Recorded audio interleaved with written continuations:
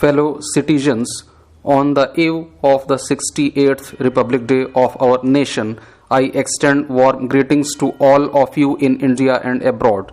I convey my special greetings to members of our armed forces, paramilitary forces, and internal security forces. I pay my tribute to the brave soldiers and security personnel who made the supreme sacrifice of their lives in defending India's territorial integrity and maintaining law and order. When India attained freedom on 15th August 1947, we did not have an instrument of governance of our own. We waited till 26th January 1950 when the Indian people gave to themselves a constitution to secure for all its citizens justice, liberty, equality, gender and economic equity. We promised to promote fraternity, dignity of the individual and unity and integrity of the nation. On that day, we became the largest democracy of the world.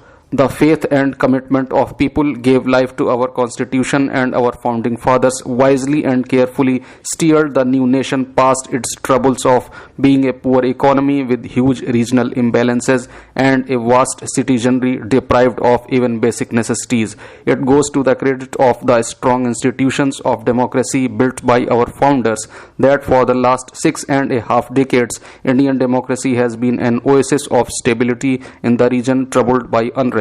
From a population of 360 million in 1951, we are now a 1.3 billion strong nation.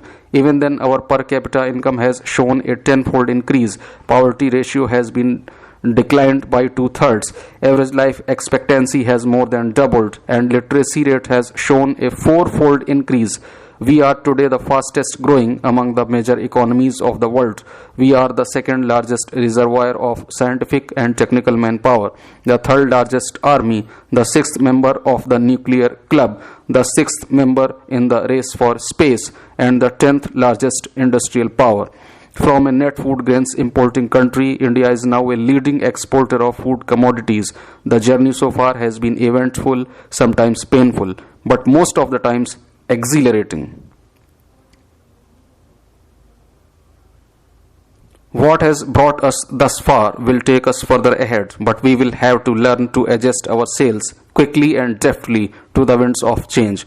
Evolutionary and incremental growth will have to accommodate rapid disruptions brought in by advances of science and technology. Innovation, more so inclusive innovation, will have to become a way of life. Education will have to keep pace with technology. In the race between man and machine, the winner will have to be job generation. The velocity of technology adoption will call for a workforce that is willing to learn and adapt. Our education system will have to join hands with innovation to prepare our youth for lifelong learning. Our economy has been performing well despite the challenging global economic conditions. In the first half of 2016-17, it grew at a rate of 7.2%, same as that last year, showing sustained recovery. We are firmly on the path of fiscal consolidation, and our inflation level is within comfort zone. Though our exports are yet to pick up, we have managed a stable external sector with sizable foreign exchange reserves.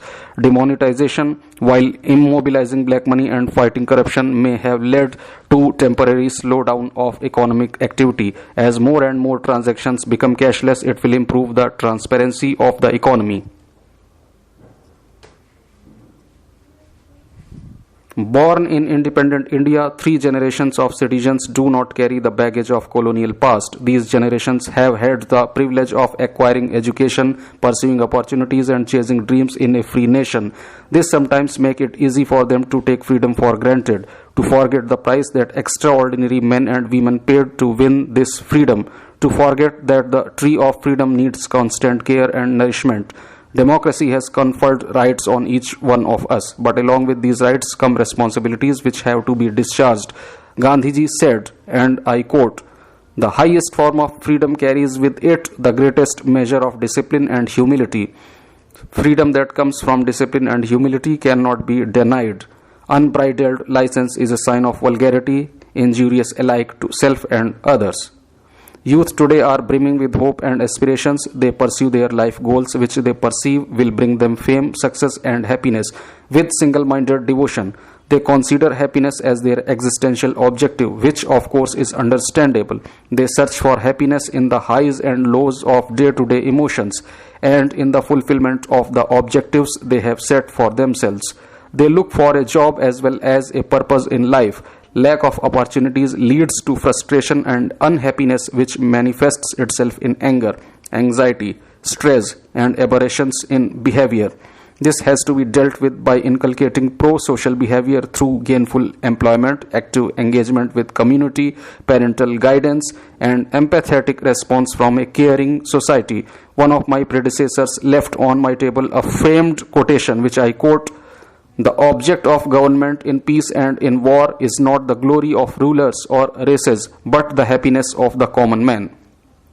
Happiness is fundamental to the human experience of life. Happiness is equally the outcome of economic and non-economic parameters.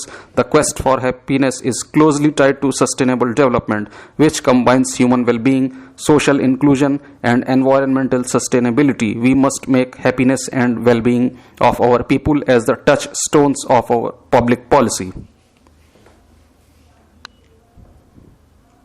Many of the flagship initiatives of the government have been designed to promote the well-being of the society. The Swachh Bharat mission aims at a clean India by 2nd October 2019 to coincide with the 150th birth anniversary of Gandhiji. Increased spending on programs like Manrega is enhancing employment generation to rejuvenate the rural economy. Aadhaar, with its present reach of over 110 crore people, is helping in direct transfer of benefits, plugging leakages and improving transparency. The Digital India program is creating a knowledge economy through universal provision of digital infrastructure and platforms for cashless economic transactions. Initiatives like Startup India and Atal Innovation Mission are fostering innovation and new age entrepreneurship. Under the Skill India initiative, the National Skill Development Mission is working on skilling 300 million youth by 2022.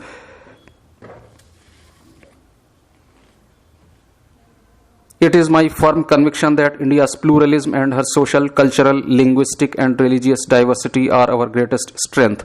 Our tradition has always celebrated the argumentative Indian, not the intolerant Indian. Multiple views, thoughts, and philosophies have competed with each other peacefully for centuries in our country. A wise and discerning mind is necessary for democracy to flourish.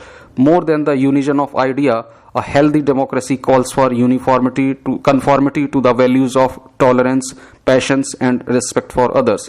These values must reside in the hearts and minds of every Indian, inculcating in them a temperament of understanding and responsibility. We have a noisy democracy, yet we need more and not less of democracy. The strength of our democracy is evidenced by the fact that over 66% of the total electorate of 834 million voted in the 2014 general elections. The depth and breadth of our democracy sparkles in the regular elections being held in our Panchayati Raj institutions.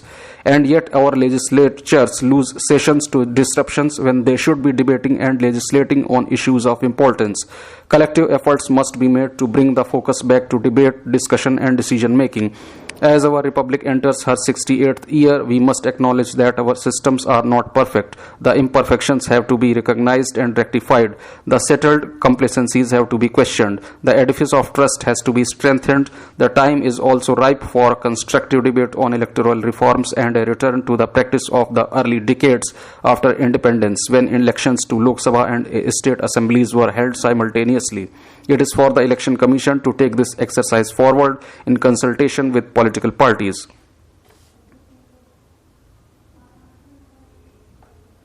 In a fiercely competitive world, we have to work harder than ever to redeem the promises that we make to our people. We have to work harder because our war on poverty is not yet over.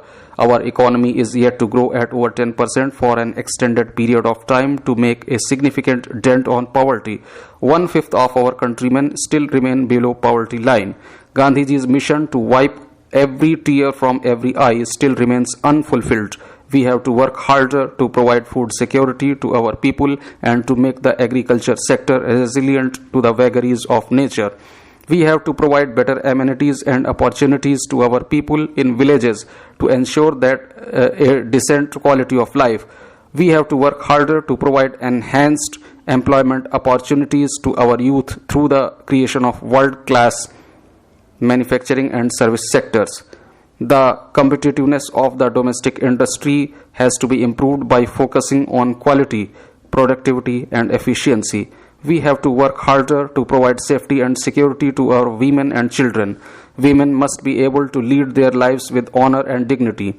Children must be able to enjoy their childhood to the fullest. We have to work harder to change our consumption pattern, which has resulted in environmental and ecological degradation.